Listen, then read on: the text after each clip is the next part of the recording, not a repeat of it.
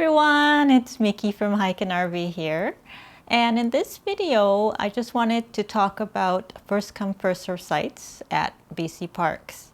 We noticed the trend lately that a lot of the first come first serve sites at many of the BC parks campgrounds is disappearing. And yeah, we're a little disappointed because we really do enjoy going out there on a last minute spur of the moment camping trip in our Road Trek Zion camper van. And we're finding it more and more difficult, and we're having to actually start planning trips in advance and booking campgrounds in advance. So I looked into that situation and I just wanted to report back to you what I found. So I hope you enjoy this video.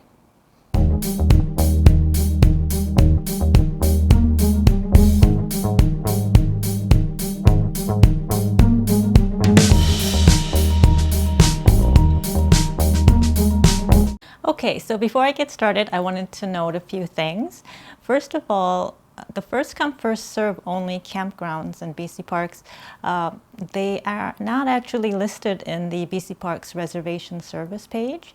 So you have to know where to look in order to find them. And you can actually find them in a publication in a guide called Go Camping BC's Provincial Parks Visitor Guide. And they actually publish this brochure almost every year, I think. I think there's a couple of years that were missed, but the latest one is the 2024 guide. Available at most visitor or info centers in BC or at many of the BC Parks campgrounds.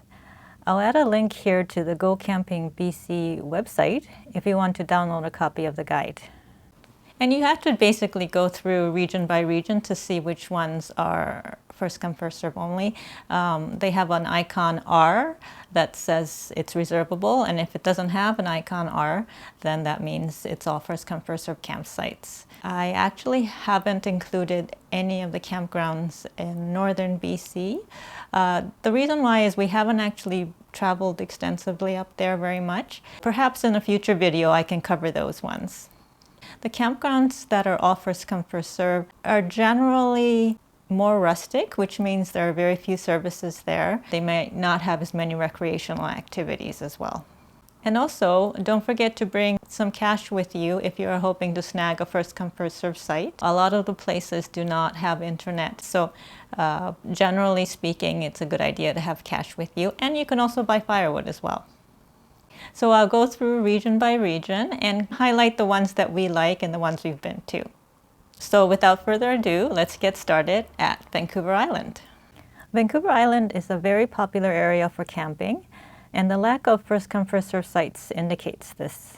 Southern Vancouver Island is also very popular all year round due to its milder temperature and multiple BC Parks campgrounds that are open all year round. However, there are still a few choices. One of these, I assume, only recently became a provincial park, as it's not even listed in the Go Camping BC guide. It's located 16 kilometers northwest of Courtenay on central Vancouver Island and is called Kitty Colman Provincial Park. All 65 sites are first come first serve, and there is even a manned gatehouse with the park operator on site. We haven't stayed here, but we did drive through it one day, and it looked quite nice. The great thing about this park is that many of the sites overlook the beach. The amenities are pit toilets and water taps, and it's very popular with locals and those in the know, so make sure you arrive early, and probably good to avoid the busy weekends in the summer. The other first come first serve only park is Schoen Lake in northern Vancouver Island, which is 160 kilometers north of Campbell River, with the last 12 kilometers, I understand, on a gravel road. It has only 9 sites, and services are only pit toilets there. Vancouver Island has many free or paid BC recreation sites, some of which are jointly operated by logging companies and or BC Hydro. I've added some links in the description below if you want to look into that. The lower mainland region of BC encompasses the Metro Vancouver area, west to the Sunshine Coast, north just past Pemberton, and east just past Hope. As you can imagine, being close to a busy urban hub, the parks are extremely popular and busy, but there is one BC park in Squamish, BC, up the Sea to Sky Highway that many may not be aware have first-come, first-served campgrounds for small RVs as well as for tenting. This park is the Stawamus Park.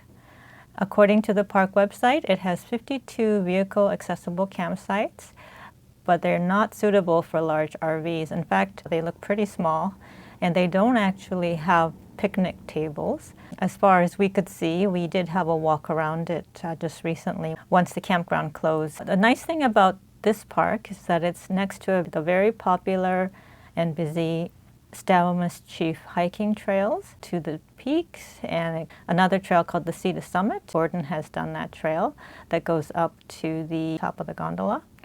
And there are also lots of climbing routes at this park. So finding campsites would be luck of the draw, and it's probably extremely busy in the summertime. Although not a BC park, the Cal-Cheak recreation site near Whistler is a good option as well, and this is kind of an exception to including just BC parks in this video. There are actually no front country camping areas in Whistler that's part of BC parks. It's a good option if you're interested in visiting this very popular area. We stayed there before and really enjoyed it, although it's too far of a walk into Whistler proper, around 17.5 kilometers. Again, another very popular campground. Another BC Parks campground in the Lower Mainland region is Emory Creek Park, located 18 kilometers north of Hope on Highway 1. It's located next to the mighty Fraser River, and all 35 sites are in the trees and shaded. Services are pit toilets and water taps. I also wanted to quickly mention there are a couple of parks on the Sunshine Coast, but these require 1 or 2 ferries to access from the Metro Vancouver area. One is Okeover Arm Park near Powell River, and the other is Roberts Creek Park, which is 13 kilometers northwest of Gibsons. Both are small parks, 14 and 21 campsites respectively, and we haven't had a chance to camp on the Sunshine Coast yet. The Okanagan region is an extremely popular area to visit because of the beautiful lakes and rivers and so many recreational activities, and of course the wineries. So understandably, there are very few choices for first-come, first-served campgrounds. Although not all first-come, first-served site campground, I'm including Swiwis Provincial Park here in Osoyoos because of its overflow camping opportunities. But note that only self-contained RVs are allowed here, and this is one of our favorite parks specifically for its overflow sites, which are immediately adjacent to the lake. You are limited to only a one-night stay, but being right on the lake, you can swim, paddle, enjoy a walk on the short nature trail, and the park has flush toilets and water taps as well. Also in South Okanagan are 2 small campgrounds, Inkaneep and Vaseux Lake. We haven't been to Inkaneep, but I understand it's a very small, only 7 sites, campground that accommodates only small RVs and tenters. Vaseux Lake, although it's on a very pretty lake, it's also right beside a busy highway, so it can be quite noisy during peak traffic times. The boundary area is located at the southeast side of the Okanagan region and is also another popular recreation area, so first-come, first-served campgrounds are becoming harder to come by. But when we travel along Highway 3 towards the Rockies, we know that Johnstone Creek Park is always a convenient place to stop overnight without reservations. It has 16 shaded campsites with pit toilets and hand water pump. An added bonus is a scenic short hiking loop along ravines and gorges with lovely flowers when in season. As you drive along Highway 3, there is a turnoff to the left 4 kilometers before Greenwood at a roadside campground called Boundary Creek Park. We haven't stayed there yet, but it looks like a pleasant and a convenient overnight stop next to the river. It has 16 campsites, water taps, plus pit and flush toilets. Further along Highway 3 past Greenwood, there is a turnoff to Jewel Lake Park, located 12 kilometers away. We haven't been there yet, but it sounds like a rustic camping experience with 26 sites for small RVs and tenters only. There are pit toilets and a hand water pump. Another small campground located in Boundary is Nancy Green Park, which is located 44 kilometers east of Christina Lake and 26 kilometers west of Castlegar on Highway 3. It's high in the Monashi Mountains and is more of an overnight stop, as the 10 campsites are incorporated on the periphery of the day's parking area and can be a little confusing when you're trying to find a spot. It's next to a pretty subalpine lake, so the views are spectacular. There is a 5-kilometer hiking trail around the lake. We haven't actually stayed there, but we have driven by. This park also has pit toilets and a hand water pump. The THOMPSON BC Parks region encompasses the area from Lillooet to the west, Hope and Princeton to the south, and Revelstoke to the east. A couple of our favorite first-come, first-serve only BC Parks campgrounds are located here. One is the Pyramid Campground in Wellsgrave Provincial Park, a short distance from Clearwater off of Highway 5. Of the 4 vehicle-accessible campgrounds at the park, Pyramid is the only park with all 51 sites being first-come, first-serve. We love this campground as it's closest to Clearwater and on a paved road, and most of the sites are spacious and private, and there's a nice walking trail to view one of the many spectacular falls in the park. There are pit toilets and water taps at this campground, as well as a sanitation 24 kilometers up the mostly gravel road near Falls Creek Campground. The other favorite of ours is Skihist Park, just a short drive north of Lytton on Highway 1. Skihist reopened this past year after the devastating wildfire that destroyed the town of Lytton in 2021. It was spared the worst of the damage, so it looks to be in great shape. Skihist has 58 campsites ranging from spacious private ones on the hillside to scenic ones open to amazing mountain views. It has flush toilet buildings and a sanitation at the entrance to the park. Marble Canyon Park is located between Cache Creek and Lillooet on Highway 99, beside a couple of beautiful lakes in the Pavilion Mountain Range. It's a roadside campground with 30 campsites, with pit toilets and a hand water pump. I noticed the Shuswap Lake area has a few first-come, first-serve only provincial campgrounds as well, and they are all very rustic. Niskonlith Lake, White Lake, and Silver Beach. We haven't been to any of these, but Niskonlith Lake is 8 kilometers northwest of Chase on a gravel road.